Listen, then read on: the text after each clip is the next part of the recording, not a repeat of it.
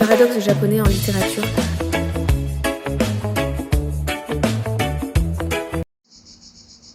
Bonjour YouTube, bonjour Facebook, puisque je publie des vidéos sur ces deux supports. Là je vous prends nature peinture. J'ai passé ma couleur, je suis pas maquillée. C'est pas grave, on est en pleine nature, on a encore un peu quelques cigales qui chantent. On a un temps un peu couvert aujourd'hui sur les Bouches-du-Rhône, en PACA, donc, et je crois qu'ils attendent des orages vers les Alpes-Maritimes, donc qui ne toucheront peut-être pas, parce que les Alpes-Maritimes et Bouches-du-Rhône, c'est quand même plus de 100 km, donc bon. Mais l'air est plus respirable, il y a un air, vous voyez, les arbres, les feuillages bougent, voilà, donc il y a un air qui est bénéfique. On va dire, on a eu, moi je vais dire, un très bel été, parce qu'on n'a pas été touché par les incendies dans les Bouches-du-Rhône.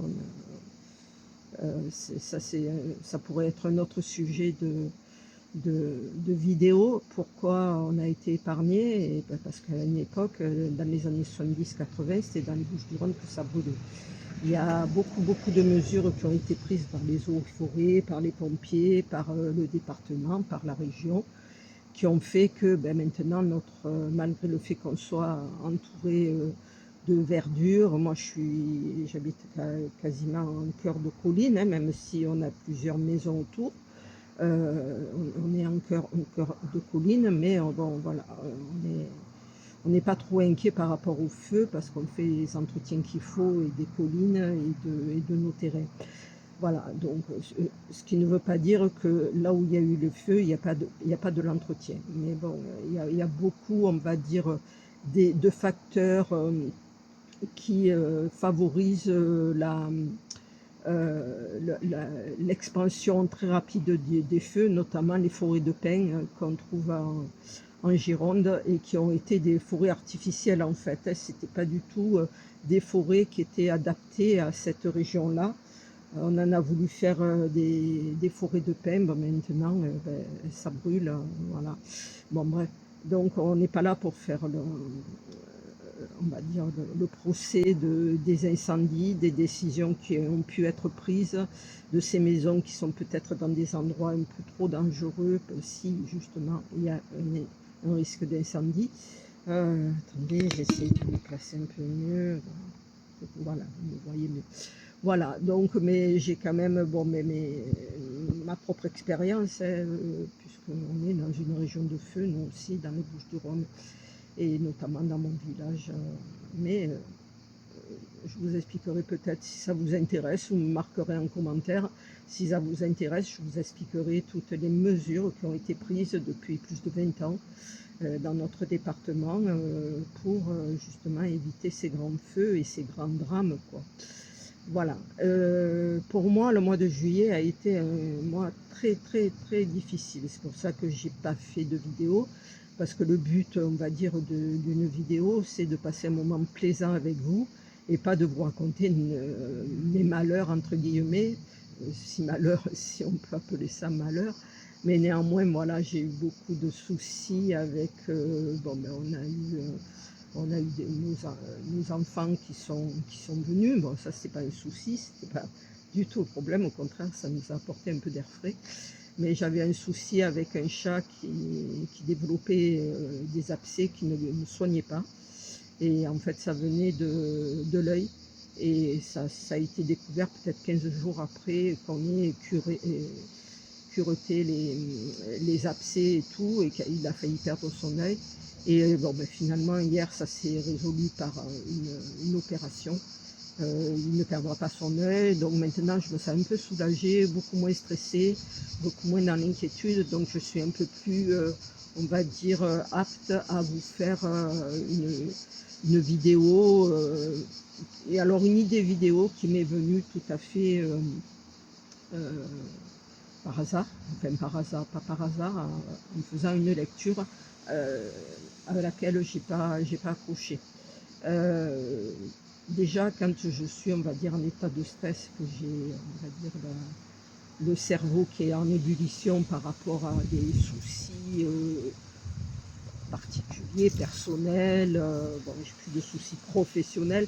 Certes, oui, voilà, j'avais aussi, au mois de juillet, toute la constitution de mon dossier de retraite, donc le souci d'oublier aucun élément qui puisse générer une erreur et un paiement en dessous de ce qu'on me doit. Donc ça a été beaucoup d'attention. La constitution de ce dossier retraite a été pour moi, on va dire, une grosse partie de ce mois de juillet. Moi, je ne vois pas trop. C'est le soleil dans les yeux. Si je me tourne vers là, est-ce que vous me voyez mieux? Voilà, ouais, on va dire vous me voyez mieux.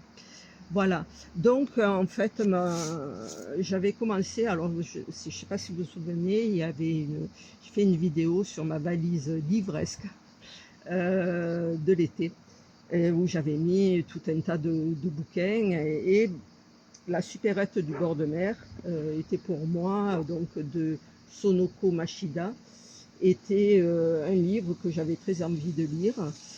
Parce que je me disais, supérette au bord de mer, ça fait bien, bien estival, voilà. Bon, et en plus, bon, on parle un peu de personnages un peu typiques qu'on peut croiser dans cette supérette. Voilà, la supérette du bord de mer transforme les petits moments de vie en instants de magie. J'ai eu du mal à rentrer dans le livre. Alors déjà parce que j'étais extrêmement perturbée, comme je vous dis, par des problèmes personnels liés à mon animal, quoi. Et également, comme je vous dis, j'étais très prise par tout ce qui est l'administratif.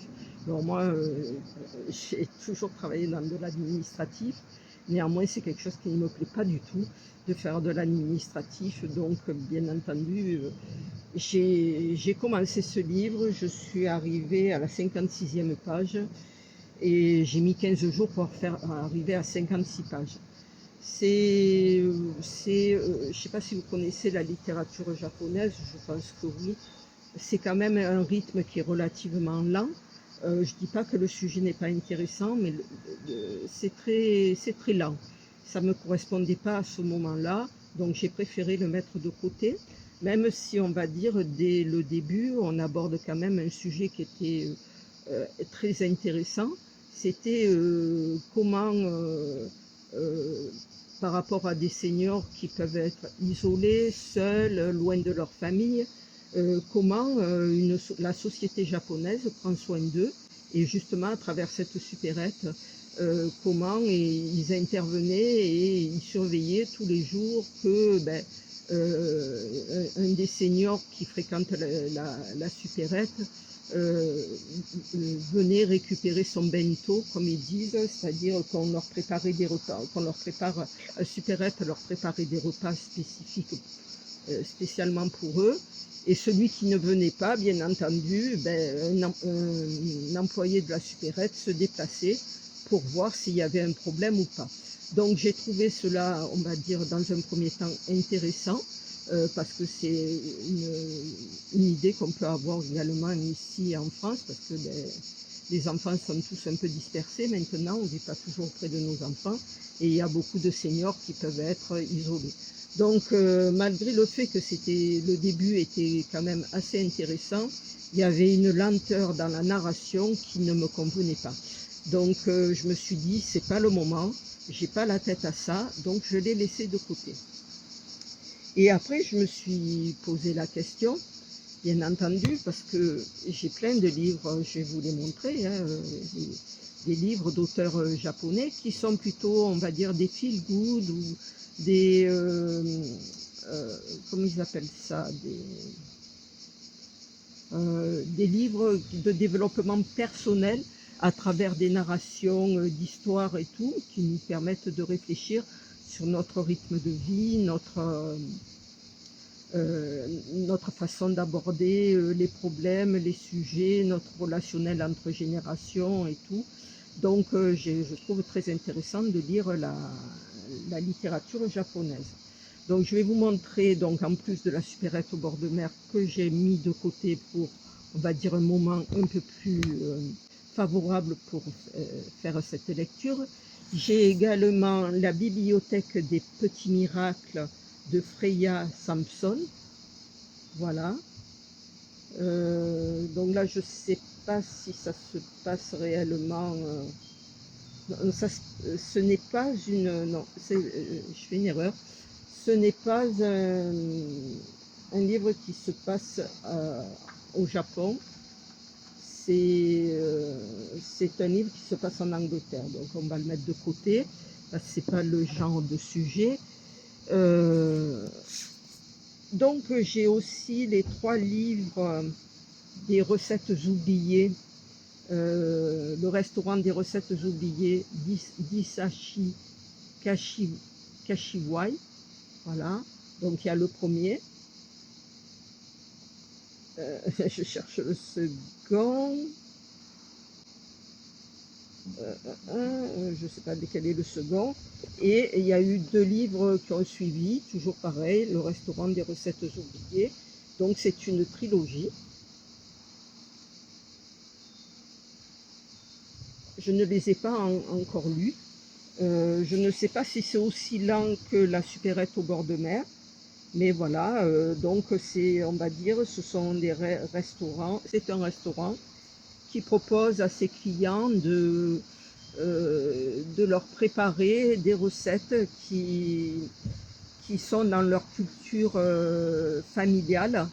Donc il se fait expliquer, le restaurateur se fait expliquer les ingrédients de la recette, essayer de se faire expliquer un peu comment était préparé le plat par les grands-mères ou les mères qui ont disparu, pour recréer, on va dire, cette sensation pour le client de ce retour, on va dire, dans l'enfance ou dans des souvenirs qui lui sont heureux. Voilà, c'est porté par une atmosphère qui mêle nostalgie et douceur. Donc là, on trouve 6 tranches de vie inoubliables pour tous les gourmands et amoureux de la gastronomie. Voilà, donc je pense que les 3 livres sont faits sous le même acabit.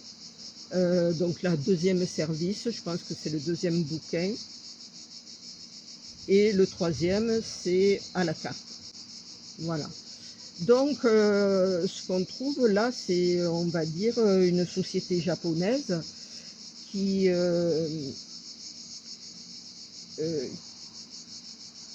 on va dire, dans une certaine lenteur, entre guillemets, dans une quête du passé, à travers le côté gustatif, la nourriture, les plats. Donc une société qui a besoin de se raccrocher aux souvenirs heureux de ses ancêtres. Ils sont très respectueux de leur passé et de leurs ancêtres, les Japonais. Ensuite, chez Babel, là, nous sommes sur 2 livres de Yoko Ogawa. Alors, la formule préférée du professeur et les tendres plaintes. Voilà. Alors, je ne les ai pas lus non plus. Là, on est plutôt dans des, on va dire, dans des...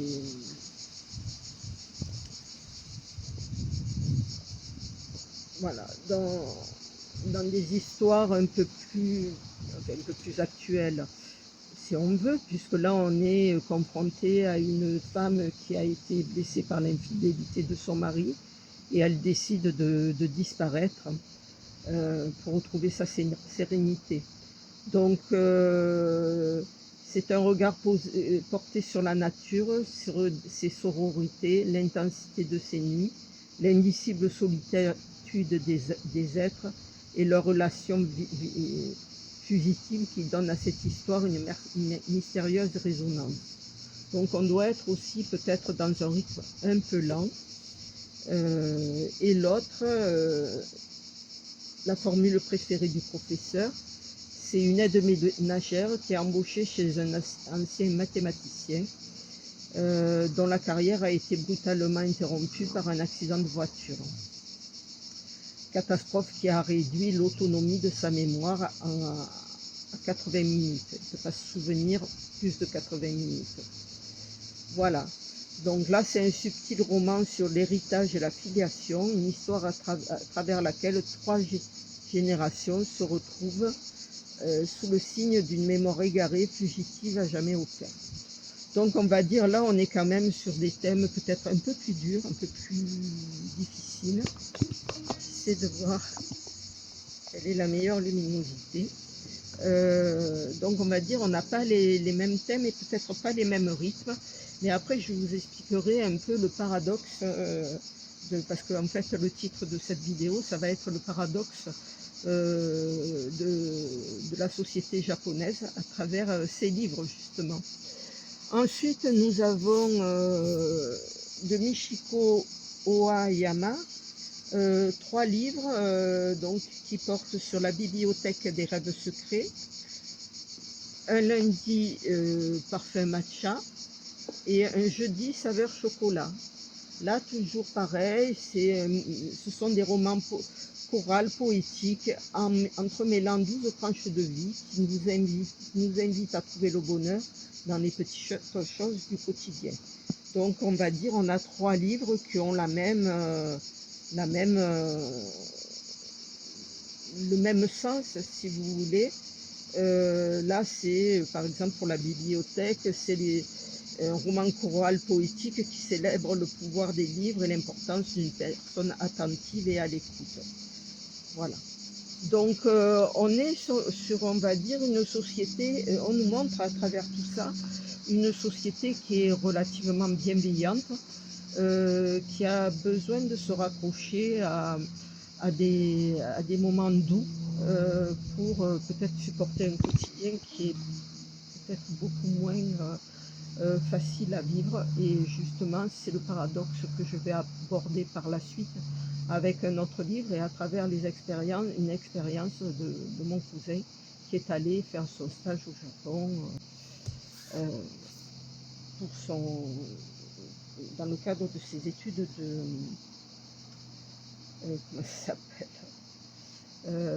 d'ingénieur. Alors là, de Sawako Natori, on a un printemps au goût mochi. Alors là, ben pareil, hein, qu'est-ce qu'on peut dire? C'est la lecture, c'est l'expérience la plus intime qui soit. Un lecteur n'est jamais touché par la même chose qu'un autre. Voilà, donc cette petite librairie se trouve dans une gare où l'on dénicherait à coup sûr le livre qu'il nous faut. Voilà, donc c'est encore une histoire, voilà, de relations humaines, de prise de temps,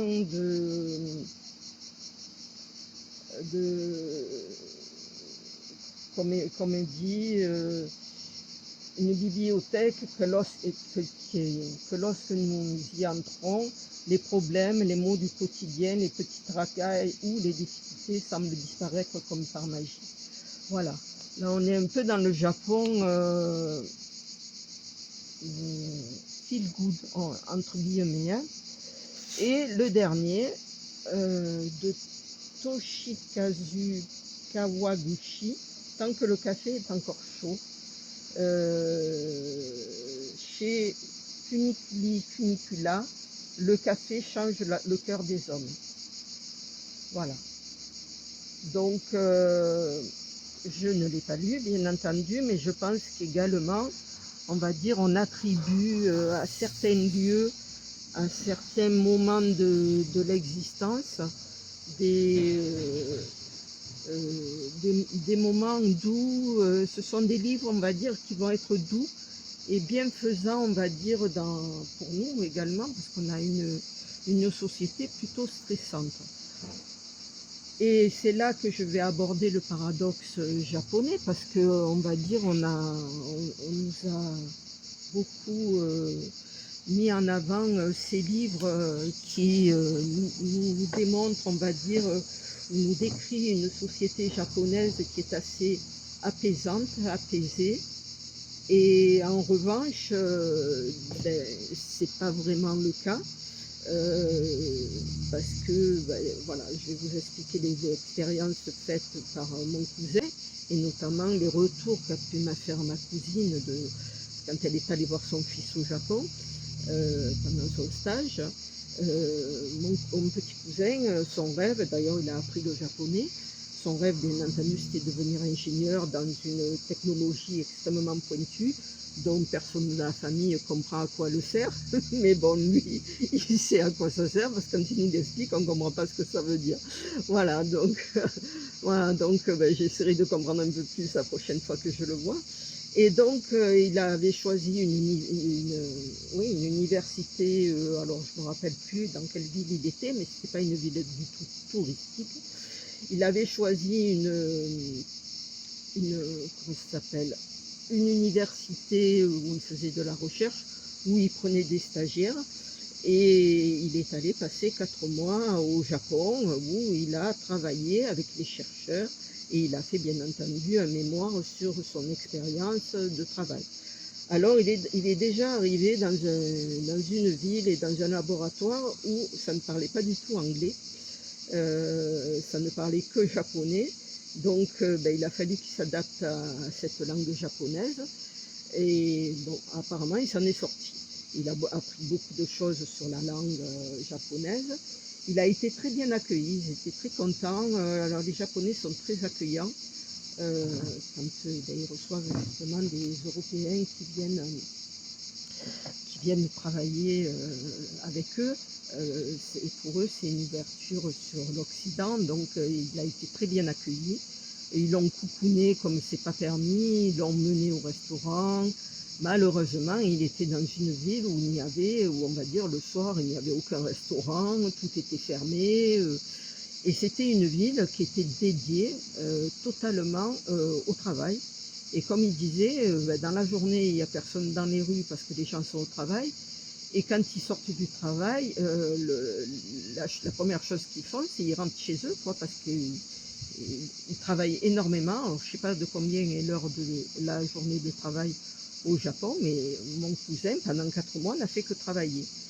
Et il a eu exceptionnellement un jour de repos supplémentaire quand sa mère et sa sœur sont venues le voir au Japon, qui d'ailleurs, ils ont été très bien accueillis par l'environnement professionnel où était Valentin, mon petit cousin Valentin, parce que justement, comme il y avait sa maman et sa sœur, ils lui ont ouvert les portes de l'université pour leur faire visiter, bien entendu en japonais, donc mon cousin faisait les traductions, en japonais, leur univers de travail, donc c'est quelque chose qui se fait très très rarement, et ils l'ont vraiment fait parce qu'ils appréciaient Valentin, et parce que mes cousines, on va dire, montraient un intérêt pour justement leur civilisation et leur manière de vivre.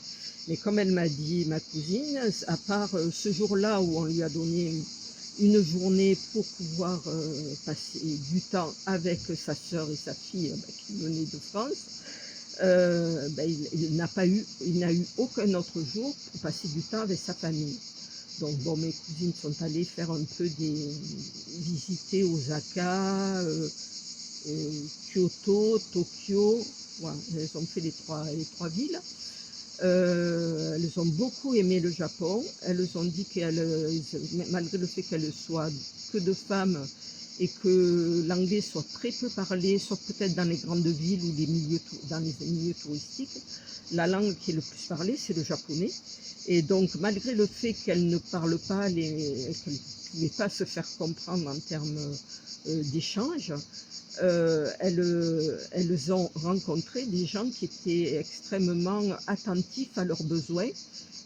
Comme elle disait, ma cousine, aucun sentiment d'insécurité.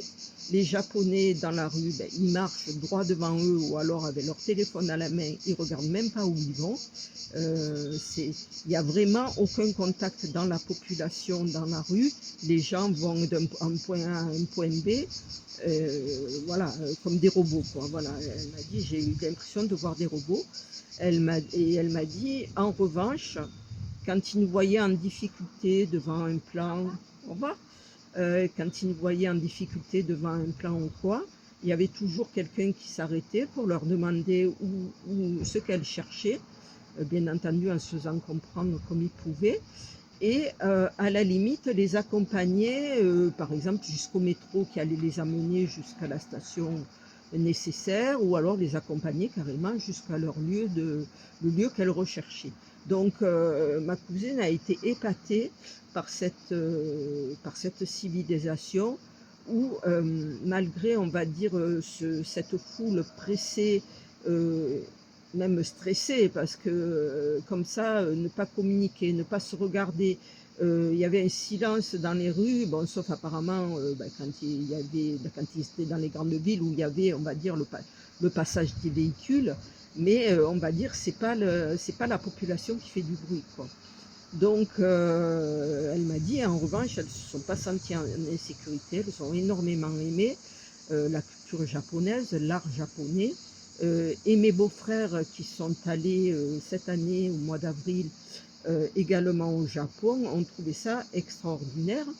Et on va dire, m'ont fait les mêmes remarques en termes de relationnel, ce qu'ils ont pu avoir comme relationnel avec les Japonais. On fait les mêmes remarques d'une société qui est tout à fait sécurisante, avec des gens qui ne vous importunent pas, mais qui sont néanmoins à votre service si vous en éprouvez le besoin. Et voilà. Donc, on va dire, on rejoint un petit peu la liste un peu des livres que je vous ai cités là, où on voit qu'il y a beaucoup de bienveillance, de bien-être dans cette société. Sauf que mon cousin Valentin, donc, qui a fait son stage au Japon, c'était pour justement potentiellement s'installer ensuite en tant que professionnel, en tant qu'ingénieur au Japon. Et quand il est revenu chez sa mère, à Paris, donc, ma cousine habite à Paris, il a dit je n'irai jamais travailler au Japon. Voilà. Donc 4 mois passés au Japon pour y travailler, ça a suffi pour, on va dire, détruire le rêve qu'il avait d'aller travailler au Japon, de passer sa vie au Japon. Donc, bon, je ne l'ai pas vu, mon cousin, donc je n'ai pas eu les explications encore de son choix. Il a dit, je veux bien travailler avec des entreprises japonaises, y aller ponctuellement, c'est sa mère qui m'a rapporté ce qu'il lui a dit, mais en revanche, je n'irai jamais travailler au Japon. Et ma cousine elle-même, elle m'a dit, de toute façon, les Japonais ont très peu de jours de congé, et quand ils ont des jours de congé, c'est 4 jours d'affilée, pas plus. Alors je me demande comment il peut y avoir autant de Japonais finalement dans tous les endroits touristiques, parce qu'il y en a qui voyagent et ils sont nombreux. Donc je me demande comment ils peuvent cumuler suffisamment de jours de congés pour pouvoir se faire de si grands voyages et venir en Europe ou aux États-Unis ou n'importe où. Moi j'en ai rencontré à New York, j'en ai rencontré à Paris, j'en ai rencontré à Marseille, j'en rencontre de partout des Japonais. Partout où je vais, sur la Côte d'Azur ou quoi, il y a des Japonais. Voilà. Donc ils ont très très peu de jours de congé, et en général ces jours de congé c'est pour aller voir leur famille, parce qu'en général ils travaillent loin de leur famille.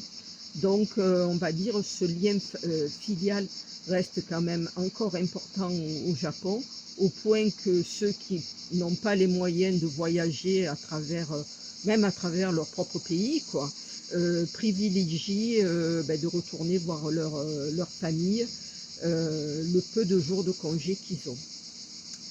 Après, qu'est-ce qu'elle a pu me dire? Voilà, donc ça c'était une remarque qu'avait fait ma cousine. Elle m'a dit tout est dédié au travail, au travail, au travail.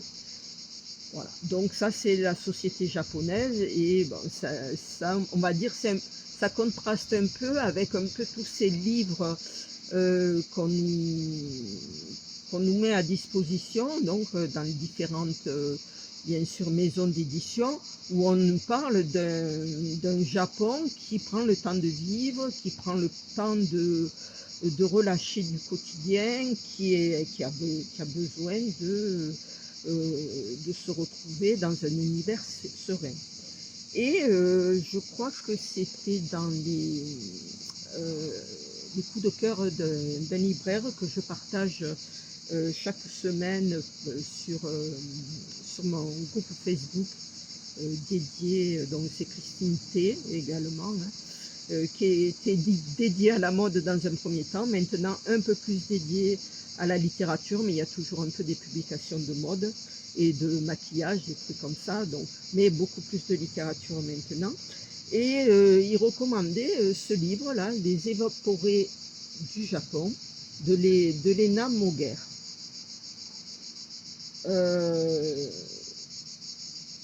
Donc les lieux dans lesquels se passe ce livre, c'est quartier perdu de Tokyo, le mont Fuji, la forêt d'Oakigahara et Fukushima. Les motifs, les thèmes abordés, ce sont des histoires d'amour, des dettes mafieuses, l'honneur perdu. Et les personnages, ce sont des gens ordinaires qui ne reviendront jamais. Donc c'est un phénomène qui se passe au Japon, dont on ne nous parle jamais, où chaque année, je vous lis derrière, chaque année, près de 100 000 citoyens japonais, hommes et femmes de tout âge, disparaissent volontairement. Que ce soit pour dettes, histoires d'amour inavouables, échecs intimes, ils ont en commun de partir sans jamais revenir. Lié à la honte et au déshonneur, ce phénomène est au cœur de la culture nippone. Débarrassés de leur passé, les évaporés tentent de refaire leur vie dans les marges de la société. Alors, des faubourgs de Tokyo en passant par les sources chaudes d'Atami, le mont Fuji ou la zone contaminée de Fukushima, Lena Moguer est allée à la rencontre de ces vies singulières. Donc, c'est un documentaire qui m'a immédiatement interpellée et que je voulais à tout prix lire parce que justement, vu les retours que j'avais de ma cousine ou même de mes beaux-frères qui me décrivaient, on va dire, cette société japonaise comme, on va dire, une société de rêve quelque peu où on a envie de vivre, eh bien la réalité n'est pas celle qu'on nous donne à voir quand on y va en tant que touriste. Donc j'ai trouvé très intéressant de lire ce livre que je n'ai pas encore abordé. Mais néanmoins, sachez que chaque année, près de 100 000 citoyens japonais disparaissent volontairement et ne donnent plus du tout de signes de vie. Voilà. Donc, on va dire la société japonaise, c'est pas uniquement des romans feel good ou des romans oh, comment ça s'appelle ce truc? Un petit point là qui vient. De développement personnel. La société japonaise est quand même malade de sa société, de sa propre société, de son propre rythme et de ce que elle s'impose en termes comme voilà l'honneur, l'honneur, le déshonneur, ces phénomènes qui sont au cœur de la culture japonaise a un énorme poids sur les Japonais et on va dire il y a certains événements de leur vie, je vous le mets là, qui font que ils ne peuvent pas supporter le déshonneur, donc ils disparaissent. Donc cette société est quand même très dure. J'avais lu également le seul livre que j'ai lu d'Amélie Nothomb, dont le papa était diplomate et qui lui a permis de vivre au Japon pendant quelques années, notamment d'y faire ses études. Amélie Nothomb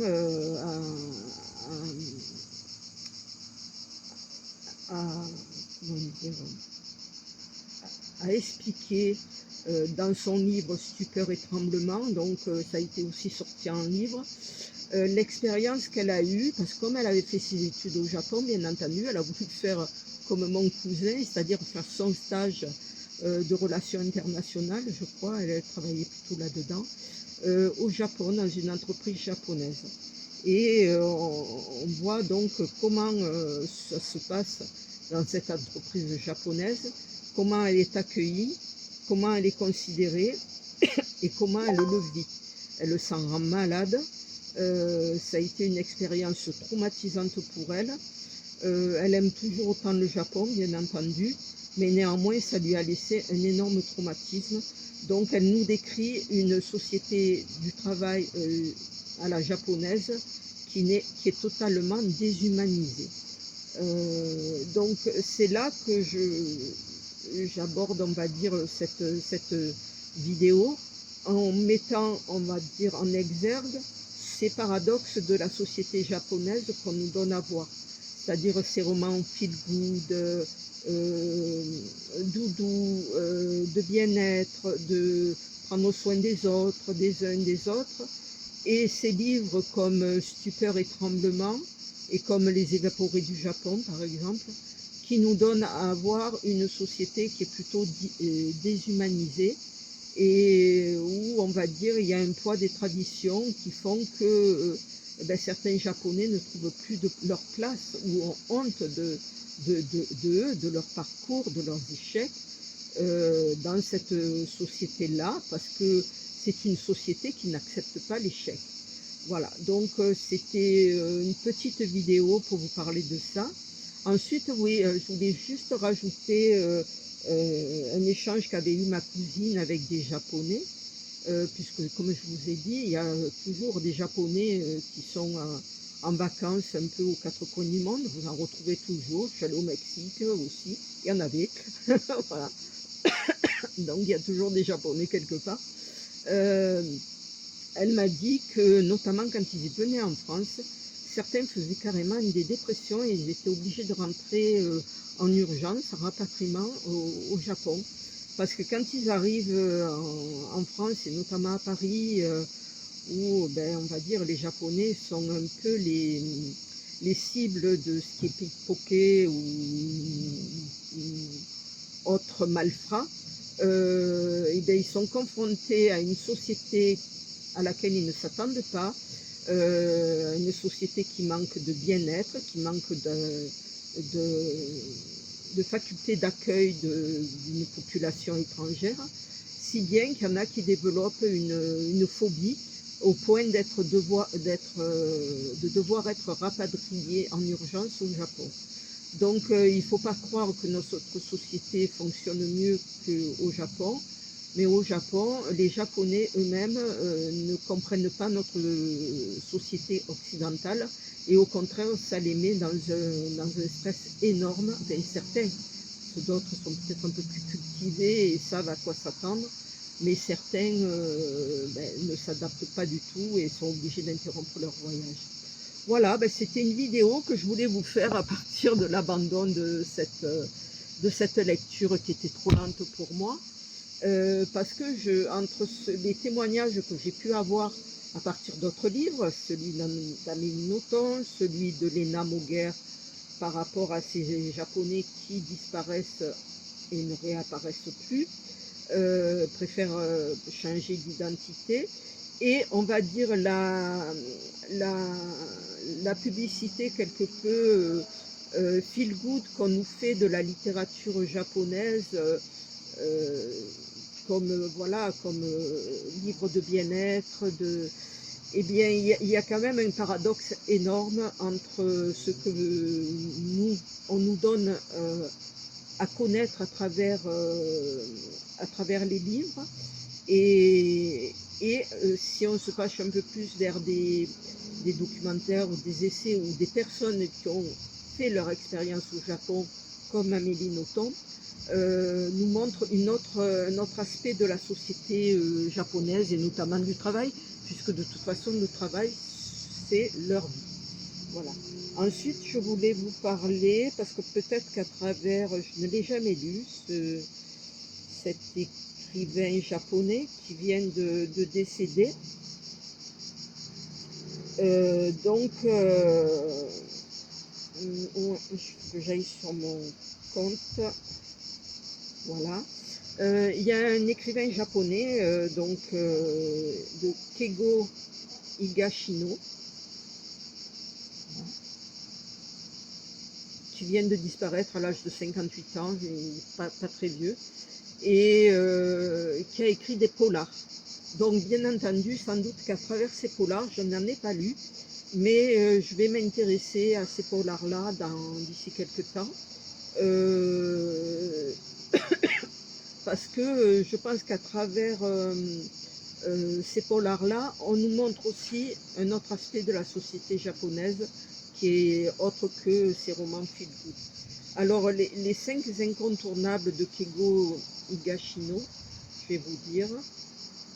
La maison où je suis mort autrefois, Les doigts rouges, Le nouveau, je crois que je l'ai le nouveau, donc je pense que je commencerai par le nouveau. Le dévouement du suspect X et La fleur de l'illusion. Voilà, ça c'est les 3 incontournables de Keigo Higashino. Voilà, je vous les montre. De toute façon, je vous mettrai en descriptif les livres dont je vous ai parlé là aujourd'hui. Voilà globalement ce que je voulais dire, et on va dire la réflexion que m'a suscité cette lecture, que j'ai pas pu continuer tellement c'était lent, c'était long, ça correspondait pas à mon état d'esprit du moment, et où je me suis dit mais quand même on nous donne à voir une société japonaise, et puis il existe une autre société japonaise que il faut trouver, on va dire, les auteurs dans la littérature qui nous permettent de découvrir la société japonaise dans toutes ses composantes. Voilà, donc c'était voilà, mon petit retour d'expérience, avec le petit retour d'expérience de ma famille, de mes beaux-frères, de mon petit cousin, de ma cousine, qui eux sont allés au Japon. Des différents livres que j'ai à la maison qui attendent d'être lus, un que j'ai commencé à lire et qui a été un succès pour moi dans l'immédiat, et d'autres livres dont un que j'ai déjà lu depuis longtemps, celui d'Amélie Nothomb, et bien entendu Les Évaporés du Japon, qui m'intéresse énormément pour voir un peu cet aspect-là du Japon. Voilà, j'espère que cette vidéo, on va dire, que je vais intituler Les paradoxes de la société japonaise, j'espère que ça vous intéressera peut-être, que ça vous donnera. Alors les romans feel good là que je vous ai montrés, ils sont passés, repassés, il y en a qui les ont lus depuis des années. Moi bien entendu je les ai pas lus, je suis en retard de tout, mais peut-être que dans d'autres livres que je vous ai parlé, peut-être que vous voudrez aussi découvrir un autre aspect du Japon. Voilà, c'était juste une réflexion comme ça, pour dire tout n'est pas parfait de partout, et ce qu'on nous donne à voir, bien entendu, c'est toujours le meilleur. Sauf peut-être nous, quand on accueille les touristes, on n'est pas très sympa, paraît-il. Les Français ne sont pas, on va dire, des champions de l'accueil des touristes. Bon, c'est une réputation dans le monde entier que nous avons. Voilà. Donc, écoutez, j'espère que cela vous a intéressé. Si vous êtes resté jusqu'au bout, je vous remercie. Likez, abonnez-vous à ma chaîne, faites partager cette chaîne, parce que je débute. Mon but n'est pas on va dire, de faire des book hauls. Bien entendu, j'achète des livres récents, bien entendu, je suis tentée par les sorties littéraires. Donc ça aussi, vous le retrouverez bien sûr sur ma chaîne, mais c'est, on va dire, une chaîne qui aborde un peu la littérature autrement, puisque je vais quand même piocher dans des livres qui sont relativement anciens, et j'essaie de faire des thématiques qui vont nous permettre d'apprendre certaines choses sur la première thématique. Ce sera à partir du 1er octobre jusqu'au 31 décembre. Et la deuxième thématique prendra toute l'année 2027, tellement elle est vaste. Voilà. En attendant, je vais essayer de continuer ma valise livresque de l'été. Je pense que je ne vous ferai pas de retour de lecture avant la fin septembre, parce que vu mon rythme de lecture, on va dire que voilà, j'ai sorti quand j'ai traîné 15 jours avec mon livre La supérette du bord de mer pour me dire bon maintenant j'insiste plus, je suis pas dans cet état d'esprit. Donc je suis en train de lire Super Hot, voilà, bon il n'y a que 400 pages, mais je mets un temps fou pour le lire. Voilà, je suis lente dans mes lectures, comme je vous dis. Je suis dans une lecture attentive de ce que je lis, donc je m'immerge, donc j'ai besoin de m'immerger dans mes lectures, donc je ne lis pas très vite.